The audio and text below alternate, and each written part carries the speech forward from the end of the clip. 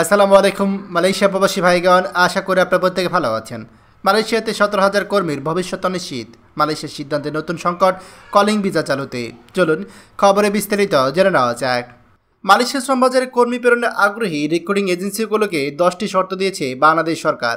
সম্প্রতি বাংলাদেশ সরকারকে দেওয়া এই চিঠিতে শর্তগুলো জানানো হয়েছে।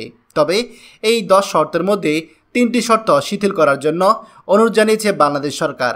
গত 4 নভেম্বর দেশটি সরকারকে দেওয়া এক চিঠিতে শর্ত শিথিলের অনুরোধ জানিয়েছে বাংলাদেশে প্রবাসী কল্যাণ ও বৈদেশিক কর্মসংস্থান মন্ত্রণালয়ের উপদেষ্টা ডক্টর আসিফ নজরুল। প্রবাসী কল্যাণ মন্ত্রণালয় সূত্রে এইসব তথ্য নিশ্চিত হওয়া গিয়েছে। এছাড়া মালয়েশিয়া সরকার 14 নভেম্বরের মধ্যে রিক্রুটিং এজেন্সি তালিকা পাঠানোর কথা বলেছিল। এই সময়সীমা বাড়াতে অনুরোধ জানানো হয়েছে। এদিকে গত বছরের 31শে মে মালয়েশিয়া যেতে না পারা 17,000 কর্মীর মধ্যে প্রথম দফায় 7,000 কর্মী নেওয়ার ঘোষণা দিয়েছিল মালয়েশিয়া সরকার। দেশটির নির্মাণ ও পর্যটন খাতেই এইসব কর্মী নেওয়ার কথা ছিল, কিন্তু নির্মাণ খাতের চাহিদাপত্র পেলেও এখন পর্যন্ত পর্যটন খাতের কোনো চাহিদাই বাংলাদেশ পায়নি বলে জানিয়েছে overseas employment and services limited বইসেলের ব্যবস্থাপনা পরিচালক সাইফুল ইসলাম। একই সঙ্গে প্রথম ধাপে তালিকা করা 7,000 কর্মীর মধ্যে মাত্র 3,000 কর্মী আবেদন করেছে বলে জানিয়েছেন তিনি।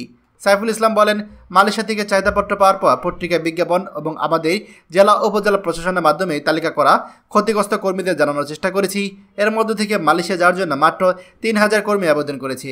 মালয়েশিয়া তাদের কোম্পানির উচ্চতা, বয়স ও অন্যান্য বিষয় বিবেচনা করে নির্মাণ খাতের জন্য বাছাই করেছে। আমরা তাদের প্রশিক্ষণের ব্যবস্থা করেছি।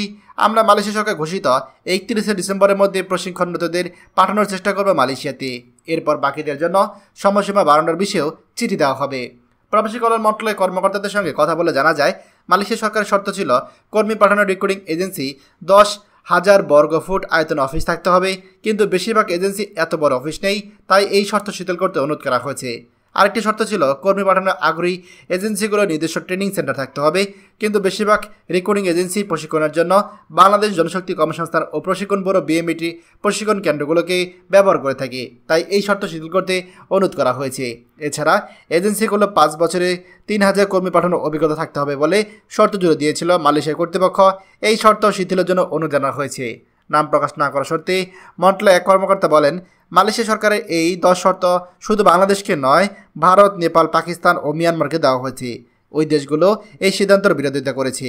দুর্নীতি ও অনিয়মের অভিযোগে গত বছরে 31শে মে থেকে বন্ধ মালয়েশিয়া শ্রমবাজার একাধিকবার বৈঠক করে এখন পর্যন্ত সুফল আসেনি। বাজারটি যাতে চালু হওয়ার পর আবার সিন্ডিকেটে দখলে না গিয়ে সবার জন্য উন্মুক্ত হয় তা নিয়ে দেশটি সরকারের সঙ্গে একাধিকবার বৈঠক করেছে বাংলাদেশ সরকার। প্রথম দিকে আলোচনা ফলপ্রসূ না হলেও সম্প্রতি এ বিষয়ে নজর দিয়েছে মালয়েশিয়া। তবে জুড়ে দেওয়া 10 শর্ত পূরণ করা মানে আবার এই শ্রমবাজার সিন্ডিকেটের কবলে পড়তে যাচ্ছে বলে মনে করছে অভিবাসন সংশ্লিষ্ট ব্যক্তিরা।